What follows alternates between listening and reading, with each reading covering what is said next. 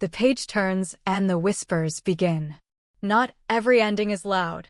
Some arrive like a deep breath, a careful nod, and then a quiet step forward. You've tuned into Lights on Turkish Stars, and today we're tracing a story that many thought they already knew, the soft, steady unwinding of a romance between Barış Baktaş and Yağmur Yüksel. If you enjoy thoughtful dives into celebrity lives without the noise, make sure you're subscribed and ready for more.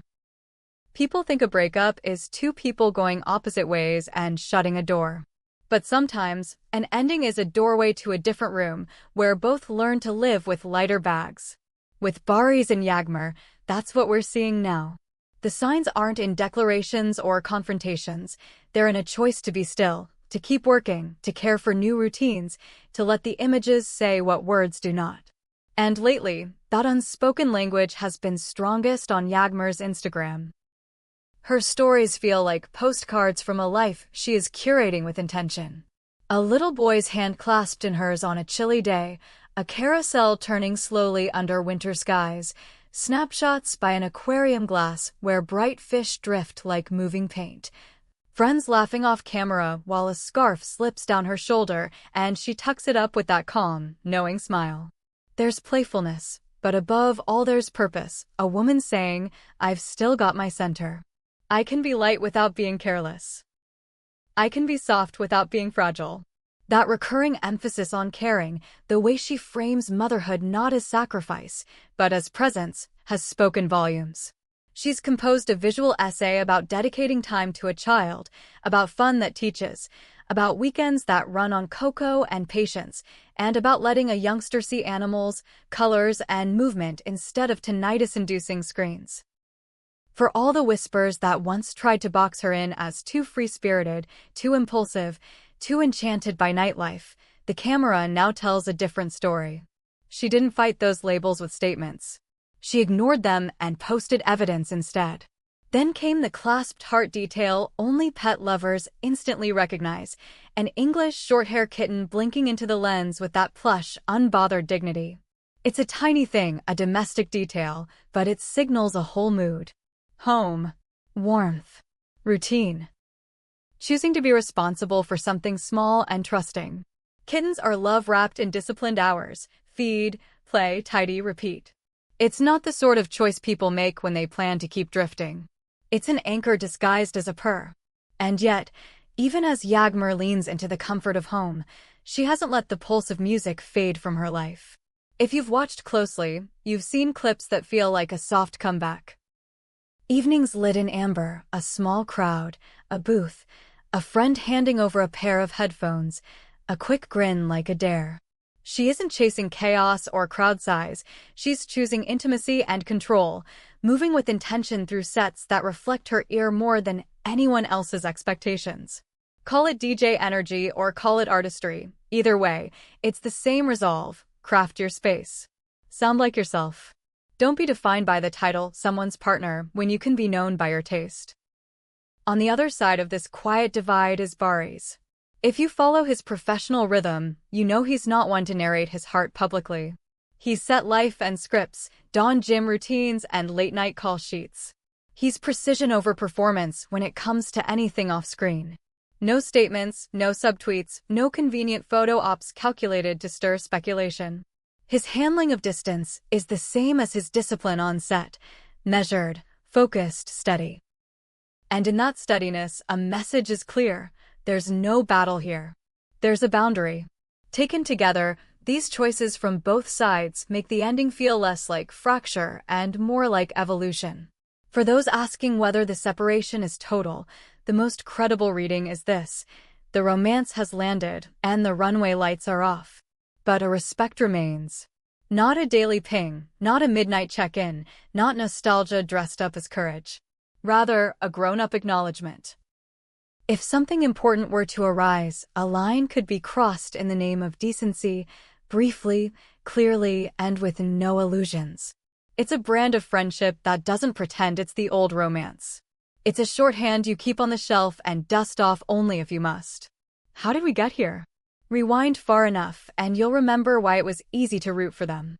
He's an anchoring force, routine, planning, the endurance to carry weight on his shoulders. She's kinetic. Social, aesthetic, sensitive to the room, always tuning frequencies. At first, that mix felt like a duet. Opposites complement, they said. Later, when the tempo of real life caught up, work stretches, travel, clashing sleep cycles, that duet depended on improvisation, not spectacle. No grand gestures, no declarations, no performative romance. The very beginning looked like a whisper, and fittingly, the end did too. Still, a whisper can carry. That is why these new images matter. The winter day out, the rides, the sea blue glow of aquarium tanks, the laughter while a scarf is tugged, the child's cheeks bright from cold, reads like more than escapism. Whether those scenes played out in Italy or somewhere else dressed in off-season quiet, the message is constant.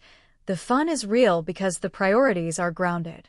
You can watch the way she frames hands, not faces, places, not party crowds. She's saying, I'm protective. I'm building something I don't need to explain. When people wonder whether she's sending pointed signals, the answer is that the only pointed thing here is clarity. She isn't dragging the past by the collar. She isn't begging the public for sympathy or picking fights with ghosts.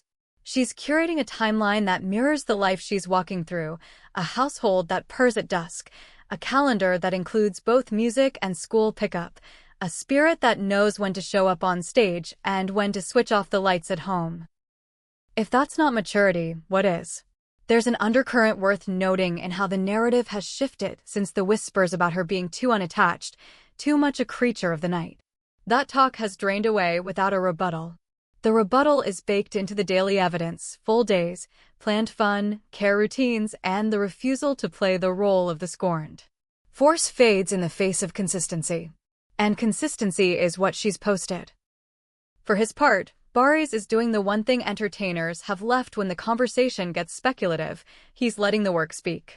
The neutral expression on an airport walk, the glance down as cameras pop, the nod that says hello without inviting more. That boundary line is neon. He's not unkind, just unavailable for melodrama. It matches what we hear from sets: punctual, prepared, unshakable. And if you're looking for subtext, that's the whole story. He respects what was, he protects what is, and he won't barter either for attention. Is there a lesson tucked inside this ending? Possibly more than one. For Yağmur, this period feels like a recalibration that prioritizes two poles: care and craft. The small, dependent heartbeat at home and the steady pulse of music under warm lights, two metronomes, one private, one public. For Barış, it's the affirmation that you can hold the line without malice, that you can pivot without penning an essay. Both seem committed to being the most generous version of themselves where it counts and the most guarded version where it doesn't. That's why the word rebirth keeps floating around when people describe her. Not a phoenix rising from scandal, but a gardener returning to a plot with better tools. She's trimming what doesn't grow, watering what does, and smiling at the unexpected bloom. A kitten who chooses the sun patch, a child who decides the best part of the day was the jellyfish, a friend who says, come play a set, and means, come be yourself. That is not reinvention by thunderclap. It's reinvention by rhythm. As the dust settles, what remains is a story played in a lower key than the tabloids prefer. No ultimatums. No strategic leaks. No aftermath wars. And perhaps that low key is precisely why it resonates. Audiences are used to fireworks. But there is a different kind of spectacle in two people choosing grace over spectacle, choosing to be understood by those who need to understand and to be seen by those who actually see. So has the romance concluded? Yes. But does the story end there? Not even close. Real life rarely offers curtain calls. It offers dinners to cook, scripts to read, alarm clocks to set, tickets to buy for the child who squealed loudest at an aquarium tunnel, set lists to revise because a melody hit differently at 3 a.m., and a kitten who decides to nap on the very sweater you meant to wear. It offers all the little, lovely obstacles that remind you to look forward instead of back. This is the part where I ask you to read what isn't typed out in captions. Does her new routine look like avoidance or acceptance to you? When he stays silent, do you hear indifference or respect? Are you witnessing a clean break or the rare case of two people who understand that goodbye does not require a blast radius? Lean into the subtext and tell me your take. That's what we do here at Lights on Turkish Stars. We don't stitch together gossip. We parse the human beats beneath it. And in case you missed it, notice the way no one tried to erase anyone. There are no retroactive edits pretending the good days didn't happen. There is just the calm act of carrying the good forward and letting the rest be what it was, a season. Some endings are gentle because the people inside them decide that gentleness is what they deserve. Some breakups are wins not because anyone outplays anyone, but because both refuse to lose themselves. So here is where we land. 2 careers intact, 2 personal maps redrawn, 2 people who chose poise over pyrotechnics. She speaks through images, a child's giggle, glassy blue waters behind a pane, a soft gray kitten who already knows where the sun sleeps, amber lights on a small stage that fits her voice. He speaks through silence, routine, and the constancy of work well done. Different languages, same meaning, onward. Tell me what you see in her posts. Tell me what you hear in his quiet.